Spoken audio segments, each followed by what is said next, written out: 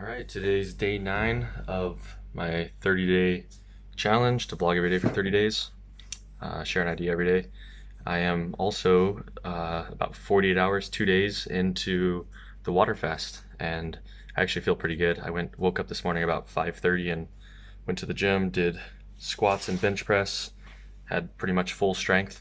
And that's one of the things is a lot of people say they can't they don't have the energy if they don't eat for a little while, but that's often because they're converting their blood sugar is dropping, so you feel low on energy. But once you convert to ketosis, you have tons of energy.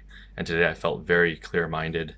I do feel a little bit like drained and tired right now, but today I've been like really productive, and strength-wise, I haven't lost any strength. I was able to lift just as much as normal, so that's good. Also, just went to the sauna and did a little swimming, so staying active.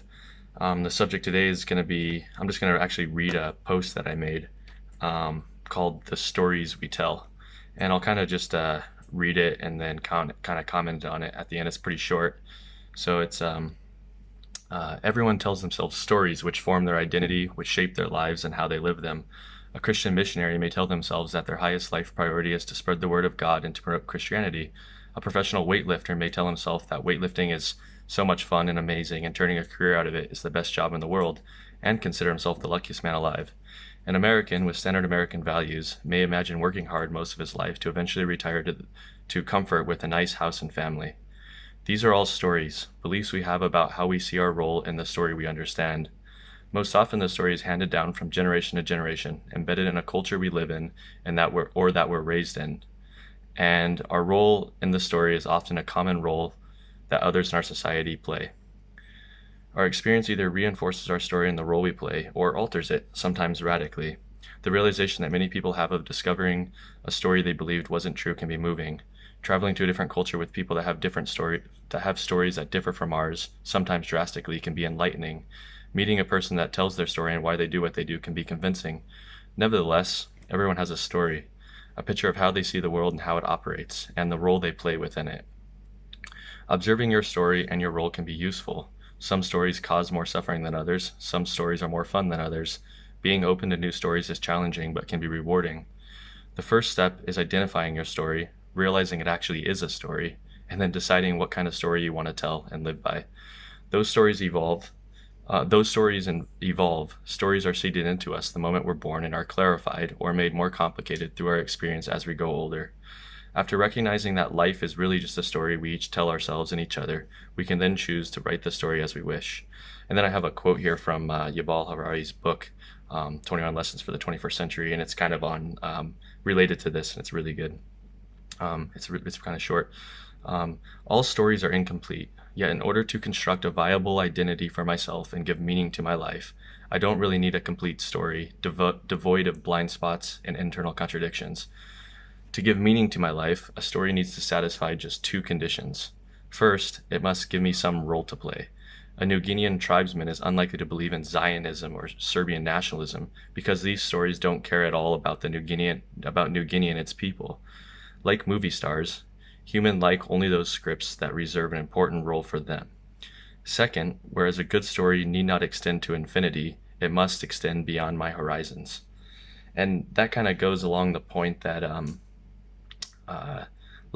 there's so many unknowns about our existence and about life, but you can still have a really meaningful life even though that's the case. So that's at least what I kind of got out of that, where it's impossible to understand down to infinity, right? But as long as you understand enough, or have a story that makes sense enough beyond what you think about on a day-to-day basis, you can live a meaningful life in that story, because it extends beyond your horizons. The key is recognizing that how we live and what we believe is all part of a story we tell ourselves. While through meditation you can more easily recognize thoughts as just thoughts and nothing more, through paying close attention to how we form our beliefs, we can recognize how what we do is just part of the story we tell ourselves and nothing more. Then again, the story we tell ourselves is perhaps the most important part of our lives. And then, quote, "Your world is the outcome of what you pay attention to," unquote. Make your story a good one.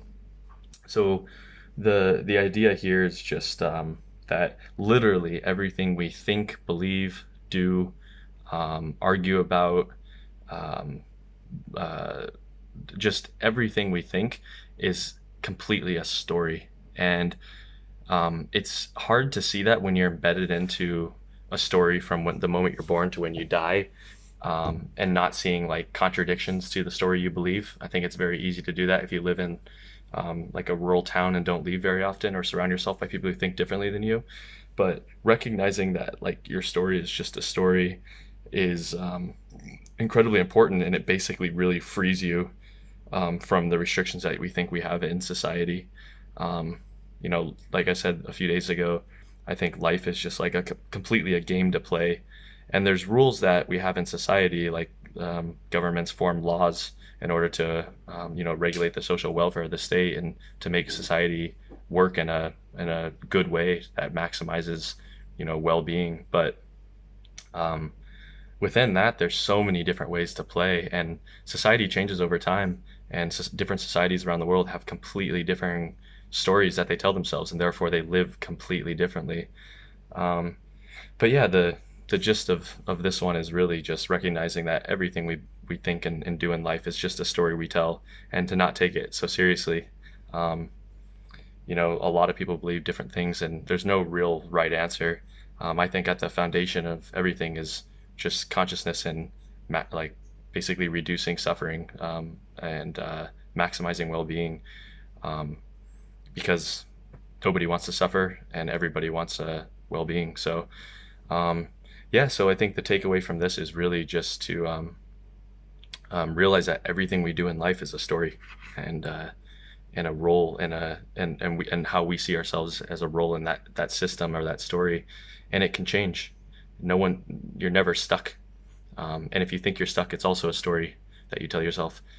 So yeah, live life, and think about the story that you're telling yourself now, and see what you can do better to make your story a better one. I try to do that myself. So till tomorrow will be day 10.